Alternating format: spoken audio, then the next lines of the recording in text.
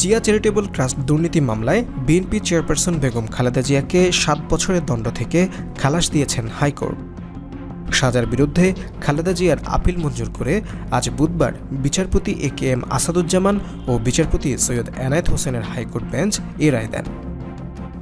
আদালতে খালেদা জিয়ার পক্ষে ছিলেন জ্যেষ্ঠ আইনজীবী Zainul Abedin, barrister Kaiser Kamal, barrister Ruhul Quddus Kajol, advocate Kazi Kamrul Islam Sajal, advocate Aminul Islam, advocate Zakir Hossain, advocate Siddiqullah Mia, advocate Maksudullah, advocate Ajmal Hossain Khokon, barrister Sanjit Siddiqui. দুদকের পক্ষে ছিলেন অ্যাডভোকেট আসিফ হোসাইন। আদালতের শুনানি শেষে আইনজীবী ব্যারিস্টার কায়সার কামাল বলেন, দেশে আইনের শাসন প্রতিষ্ঠিত হওয়ায় খালেদা জিয়া ন্যায় বিচার পেয়েছেন। জিয়া চ্যারিটেবল ট্রাস্ট দুর্নীতি মামলায় খালেদা জিয়ার সাজার বিরুদ্ধে গত 20 নভেম্বর আপিল শুনানো শুরু হয়। তার আগে গত 3 নভেম্বর এ মামলায় খালেদা জিয়ার সাজার বিরুদ্ধে আপিল শুনানির জন্য নিজ খরচে পেপার বুক তৈরির অনুমতি দেন হাইকোর্ট।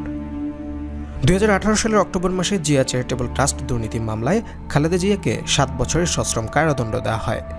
একই সঙ্গে অন্য 3 আসামিকেও 7 বছরের সশ্রম কারাদণ্ড প্রদান করেছিলেন আদালত। খালেদা জিয়া সহ প্রত্যেককে 10 লাখ টাকা জরিমানাও করা হয়।